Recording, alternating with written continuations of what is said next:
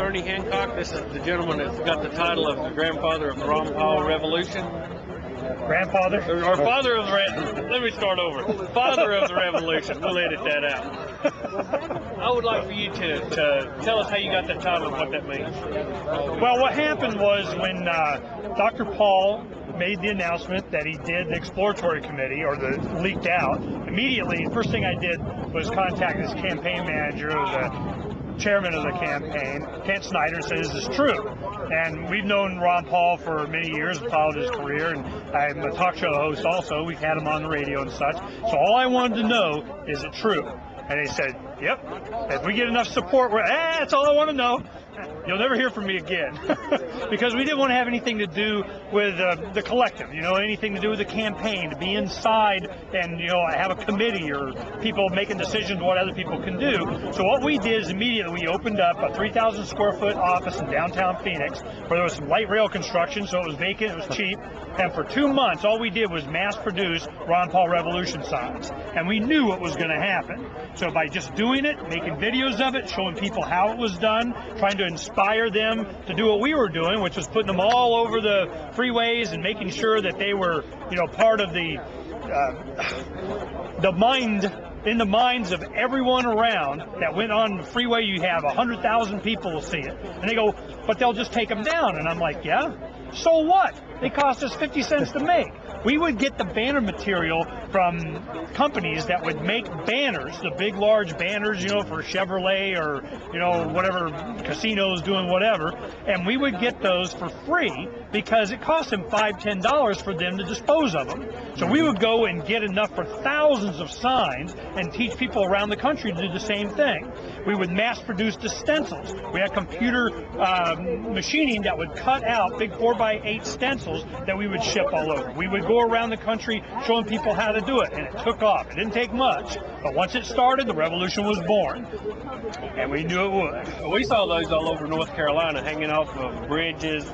Of course, the financial support that Dr. Paul got showed that the people were behind him. What's your opinion on the way the media tried to totally ignore his campaign? Well, of course the media is going to ignore him. The thing is, what does he represent? He represents the ideals that are totally counter to everything that the corporate media represents. The media formerly known as mainstream, the media that's so last century, is just in the pockets of people that use the media to make sure that they get whatever they want for themselves and their friends. Because the media is owned by the people that benefit from the military-industrial New World Order empire state of, So what happens? You will have the only way that you're going to be able to get the message of freedom out is by a direct communication with the people. And that's what the revolution was all about, is to make sure that we communicated with the people, waving the freedom torch saying, "Yo, we're over here." And they went and found us. And now for the first time in history, that's why I'm so excited. For the first time in history, we have the opportunity to watch exactly what's going on in an election cycle, to see how the media works, what they do and do not cover, why, how the economy is going down, and see why it's going down, being detailed to us by Dr. Paul. That's been saying this stuff for over 3 decades. Yes. This is someone that's been consistent. He's helped remove the doubt. And if you remove the doubt, you start to remove the fear.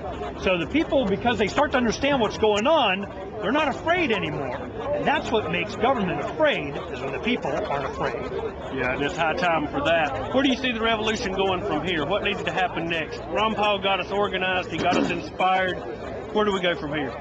More education. The big mistake a lot of people think is that you got to have some organization. There has to be, look at all of these hundreds of thousands, millions of people that we need to bring into a group so we can, be told what to do? Leave it alone. The people will take care of it. That's why the revolution was so successful, is that when we started this, myself and a lot of my family and friends in Phoenix, we made absolutely sure that it could not be trademarked or copyrighted or limited or controlled. People ask me, "Hey, can I put this on the cover of my book? Can I put it on a hat? Can I put it on a t-shirt? Can I put it on a bumper sticker?" Yeah, I get one free. But the thing is that it belongs to everyone and no one. The revolution is the 2008. the year of evolution, the year that the people saved America. Because if you start to try and collectivize it, you try and put it in a political party, or you try and put it in a group or an organization, as opposed to just serving it, just being here to help it. We came with all these t-shirts you see, free. Balloons, free. DVDs, tax stuff, free. Here, take it, go, use it as a tool, spread it out. Because what do we want? There are those of us that just want our freedom. We just want to be left alone. Because you got, they want to know who they, them, those are all the time. Who are they? Oh, who are they? Let me tell you who they, them, those are. There are those that want to be left alone, and there are those that just won't leave them alone. So you want to know who they, them, those are? They're the ones who won't leave us alone. It's not complicated. They try and make it more complicated than it is, and it's not. It's very simple. I want to be left alone. A lot of my fellow Americans just want to be left alone, and there are those that won't leave us alone. Amen. That's the bad guys. So you want to know who the bad guys are? They won't leave you alone. They got a great reason. I'm sure they all kinds of a plethora of reasons, a cornucopia of reasons, okay? But they just won't leave us alone. And this revolution is about saying very loudly, leave us alone. And it's going to, the revolution is very important. This is a stage we have to take advantage of peaceful education. We have to have people understand what's going on, who's doing it, and why. And because of the internet, for the first time in history, we had that opportunity to do that. We could communicate directly with them. There are going to be people here that are videotaping. They have their videotapes, they got their camera video phones, and it's going to be on the YouTube tonight, and see what the truth is before it gets spun by the media. And they're preempted by weeks or days anyway. We have Petraeus going to the Capitol.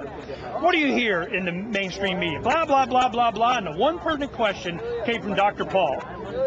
Can Bush bomb Iran without further discussion or approval or declaration of war from Congress? Really? You don't have an immediate no? That concerns me. Do you hear that in the media? Heck no. But anyone that's paying attention to what's really going on the internet, boom, front of mind. Bad guys won't leave us alone. They cannot stop the revolution, because the revolution is between the ears of the people. And as we expand our knowledge, as we expand our base, as we expand our connections, our networking with people, we become a force that they cannot control. It's already past that, I think, which is why I'm scared. The only thing I'm frightened of is that, freedom in the end always wins. It just gets really messy first. So we have to shed our fear, by removing our doubt, know what's going on, know what we have to do, and educate our neighbors. Go over the fence, hand out a DVD. Be nice to our mother-in-law and calmly explain things that's going on. I don't have to have people agree with me. That was never my goal through the years that I've been doing this since '89. As a young man, I never tried to get you have to agree with me. A lot of times that doesn't happen, especially with family members anyway. But the thing is, you don't have to agree with me. You just have to understand why I believe it. If you can do you understand why I see it this way? Do you see it through my eyes? Do you understand my perspective? As long as you can get that understanding, you're done. They'll make up their own mind later. So trying to beat it into people to get them to say they agree with you is a waste of time. You just need to make sure they understand why you believe it, and then you let it go. And a few years later, they come around telling you all about the stuff they learned, and they think it was their idea, because oftentimes it was. They just needed the foundation of understanding to be able to do it. So in the end, freedom always wins. It just gets messy first. I've seen that before firsthand. And listen, I consider you a real patriot, and I appreciate it very much. Thank you. Pleasure.